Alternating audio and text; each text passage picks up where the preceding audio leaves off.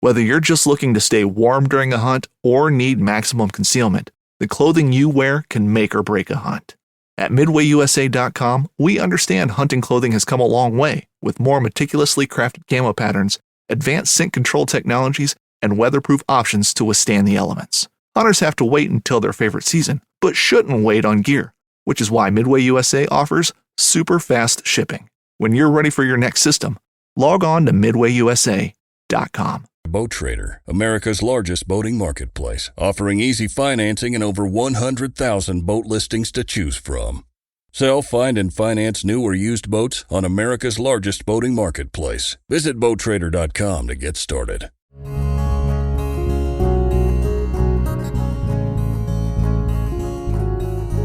Welcome to the Casting Across Fly Fishing Podcast. I'm Matthew of CastingAcross.com, where I explore the quarry and culture of fly fishing. In fly fishing, we often narrow down fly presentation into three main categories. First and foremost, above all, the ultimate expression of fly fishing is the dry fly.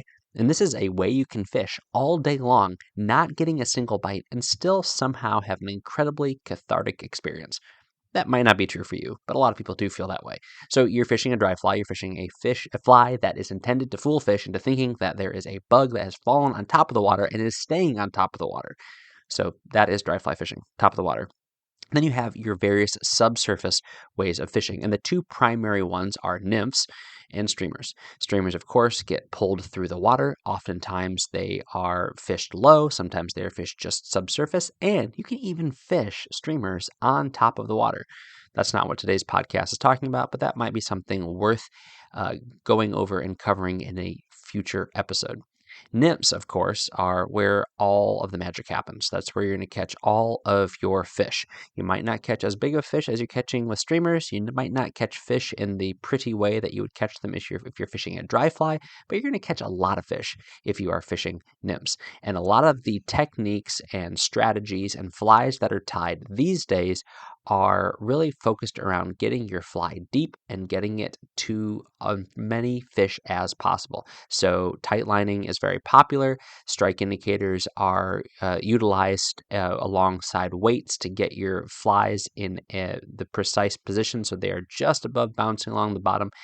And nymphs are tied with beads and with weighted bodies so that those flies can get down there. But there's another way to fish nymphs.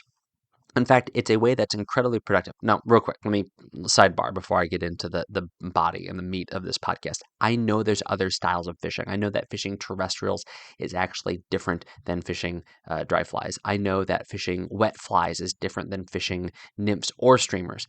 I know that there's other styles and other techniques and other things that can be done. And again, like I said, those would be things that would be worth a podcast episode alone, or at least a compendium podcast that listed off alternative ways of fishing presentations of normal flies.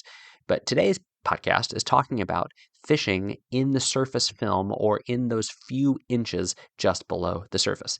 Now, you might say, well, isn't that what a dry fly is? Well, it is and it isn't. Because fishing a dry fly inevitably means that your fly is sitting on top of the water. And if you actually look at photographs or with your naked eye, you pay attention to where that fly is sitting, they are usually not breaking the surface tension. In fact, that's when you're getting your best drift. So consider a strike indicator, or even just a foam fly, so like a popper. Then if you have a popper that doesn't have a long feather tail, and it just maybe has a little bit of hackle wrapped around the shank of the hook, then the body of that fly, the foam head, and the hackle of that fly, the majority of that hackle is sitting above the water. So it's depressing down on the surface of the water, but although water is liquid, it is not permeable without some sort of force. So you'll actually see that things that are sitting on the water are depressing the water down. So that is more than we need to know to talk about how we're fishing today. But that's kind of the difference between fishing a dry fly and fishing a fly in the surface film. Now, there are some dry flies that are designed to be fished in the surface film so that certain aspects of the body of that fly are submerged while the majority of that fly is above the water, or vice versa. A minority of that fly is above the surface where the majority of it is sitting down in the the surface film and just below the surface film, actually utilizing the tension created by that surface film to suspend that fly in a really magical place that fish love to feed in. And you'll see this. I don't have the science to back it up, but I believe that fish readily rise to flies that are sitting just in the surface film or just below the surface film with more confidence than to flies that are on the surface. Now, is that a tried and true rule? Have I talked to fish personally? No, but I've observed it. And even in heavy hatches, having a crippled fly that is laying in that surface film and maybe has a one wing sticking up over the surface, but a lot of the body of that fly has been designed to be in the surface film and below the surface film. I find that those flies are the flies that fish gravitate to more often than not. And I think the reason for it is, and certainly people have written about this and talked about this in much more educated ways and with much more experience than I can offer. But what I believe to be the reason is that these are flies that fish can see more.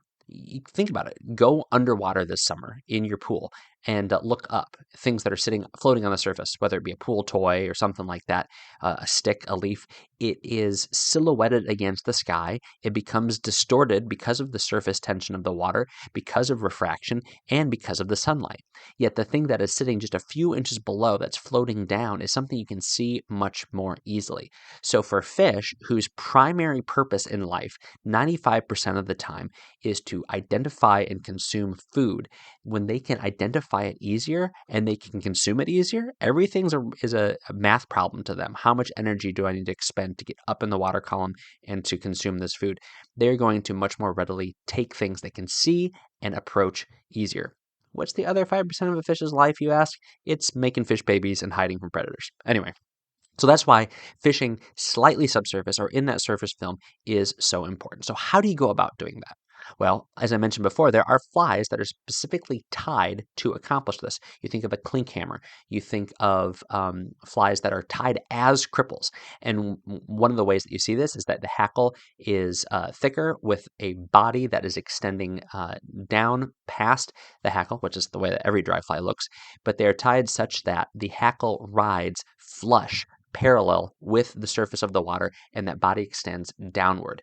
Another great way to make this happen is you fish the dry fly over and over and over again until it gets chewed up, and you have to run it through your fingers countless times to dry it off and to apply float into it. It just starts to look ugly, and it doesn't float well. Well, guess what? You have created a cripple fly, and that's why I don't throw flies away. I probably should throw them away more, but when you have flies that are really beat up, then they will inevitably, because they have lost some of the integrity of their construction and the materials utilized in their construction have lost some of their integrity, they will start to drop into that surface film. So you might even have that experience of a fly that's been caught a lot of fish is now catching even more fish.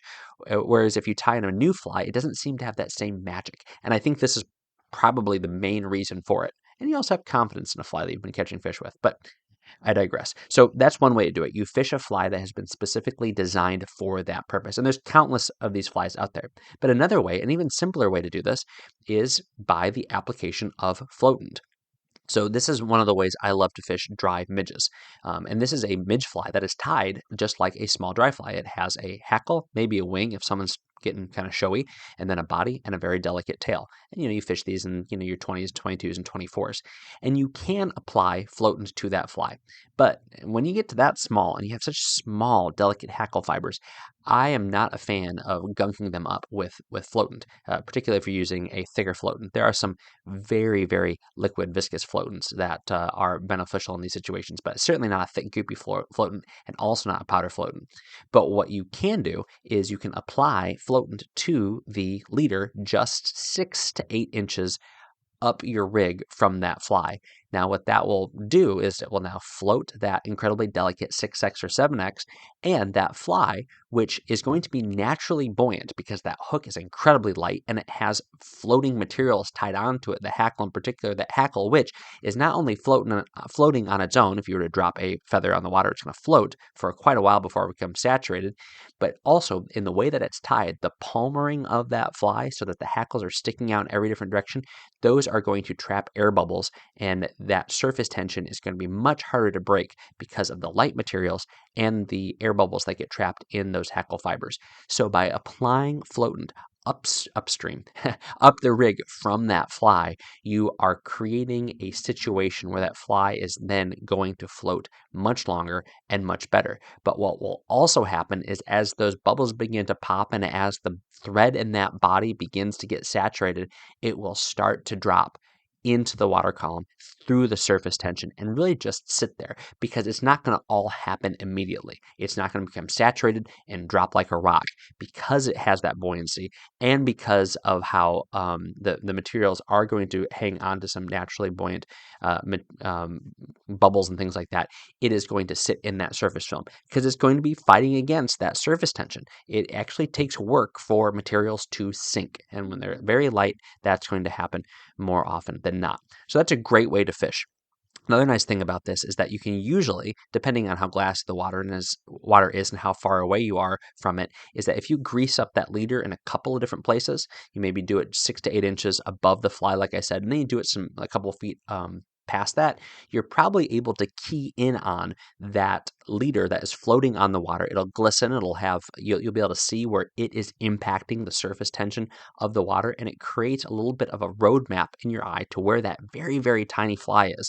And so you're able to then identify when you get rises. Now, the rises aren't necessarily going to be that picturesque rise like you get on a dry fly, but sometimes they're a little bit more violent. You're going to see fish slash at flies. You're going to see fish jump out of the water, come down at flies.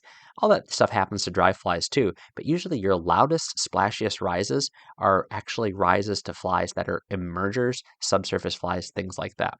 And I guess that's really, when it comes down to it, a lot of the times it's not just crippled flies that the fish are going after. They're going after flies that are emerging.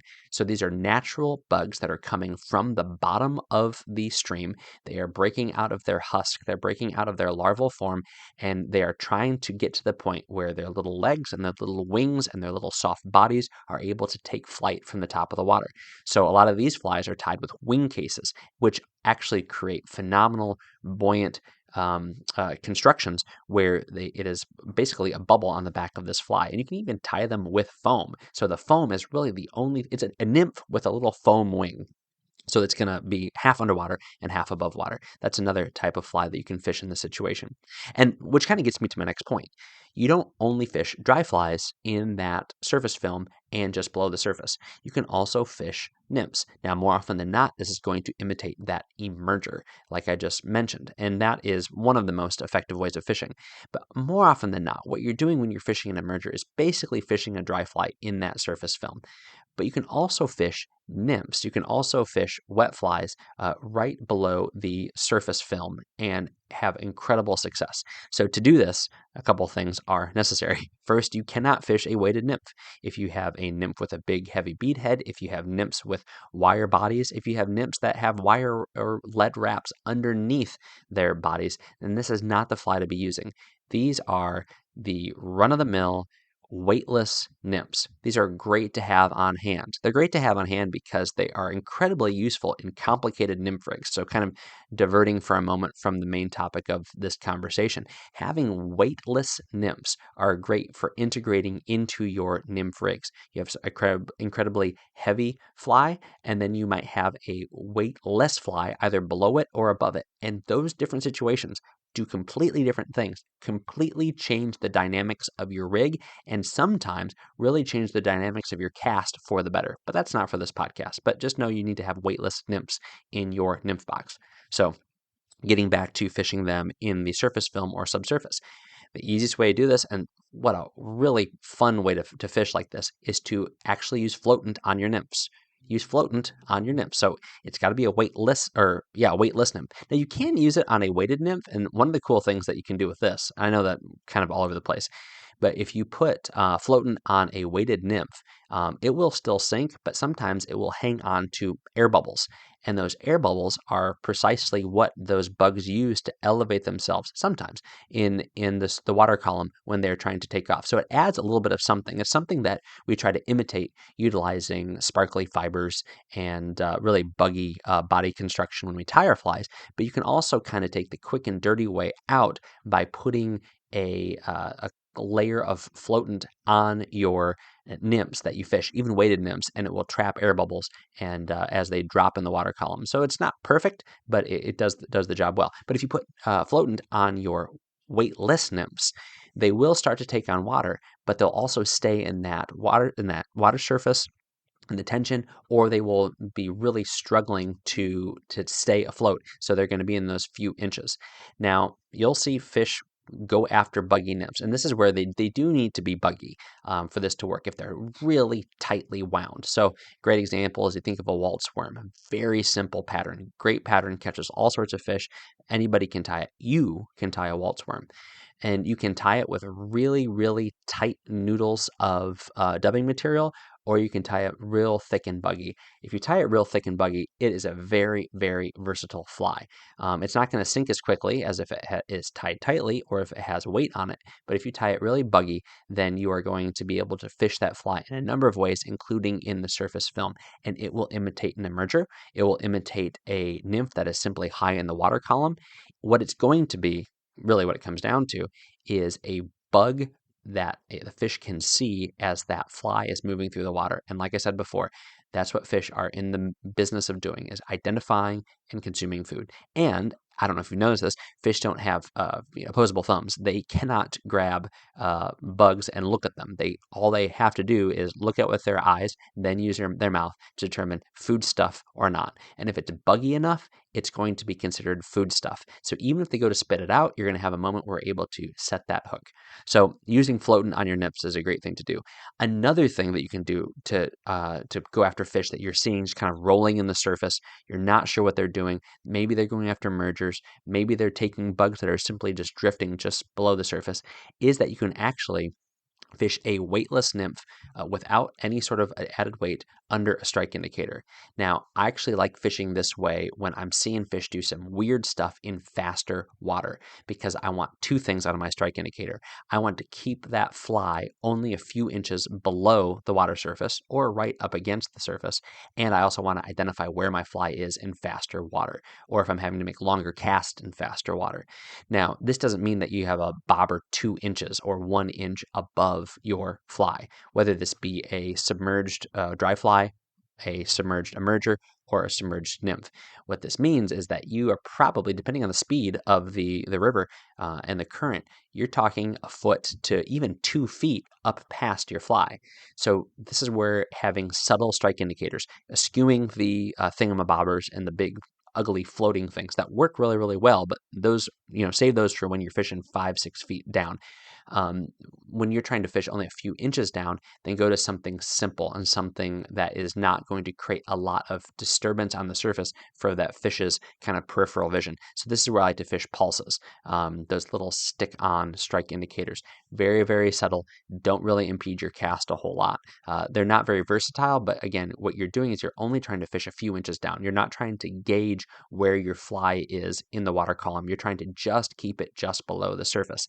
And so I will fish all of those submerged flies in faster water with a strike indicator about a foot to 18 inches above them. And this keeps them just a couple inches below the surface, giving a great presentation all the way across your drift, because as soon as that fly hits the water, it's going to sink down to where you want it. But as soon as it sinks down to where you want it, it's going to get sucked downstream by a faster current. So you're just going to have that fly kind of dancing behind your strike indicator as it moves downstream. Now, of course, this is a situation where you have fish that, again, not a tried and true rule, but I feel like as they rise in the water column, they become more selective and more picky about things like drag. If something is not moving naturally on the surface or close to the surface of the water, I feel like they're much more prone to turn their noses and their tails and get away.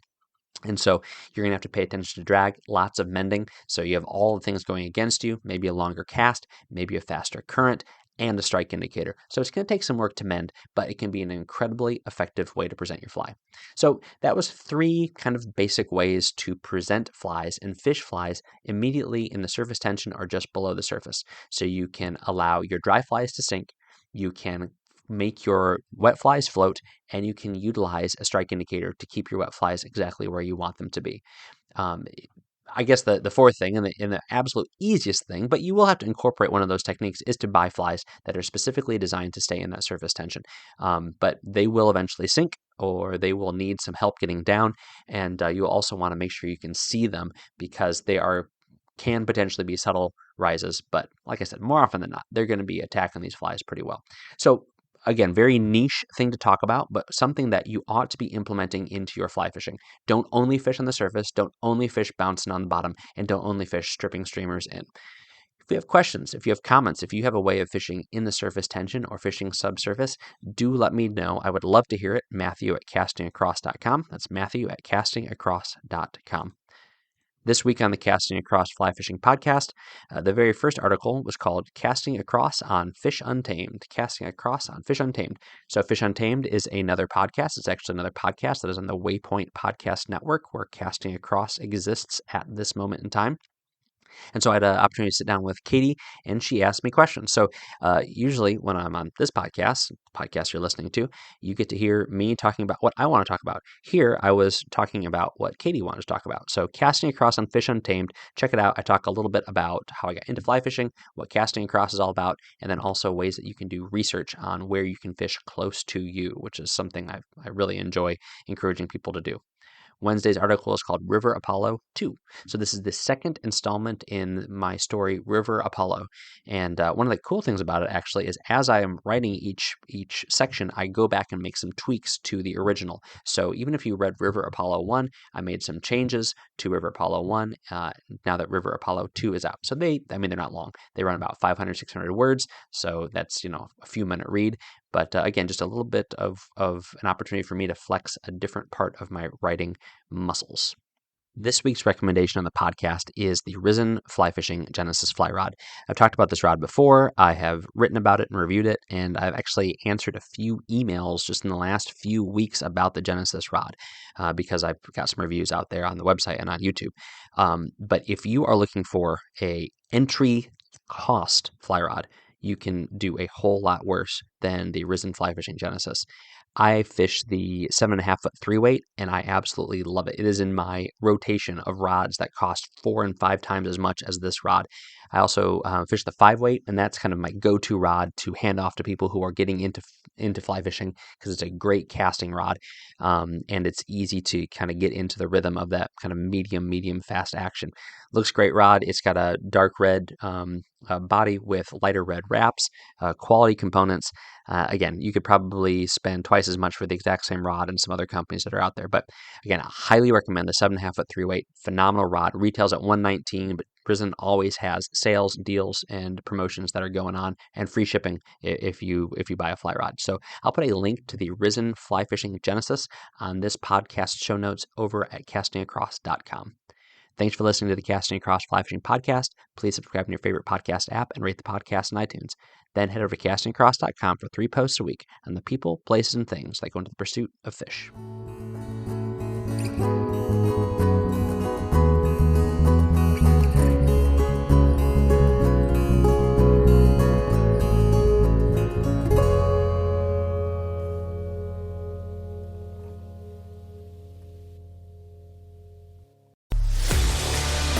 A life that has the stories to back it. A life to be proud of. It's a Winchester life. Yeah, baby. 6'8" Western. Oh, mule deer, baby, right there. Tune in every Tuesday at 7 p.m. Eastern on Waypoint TV.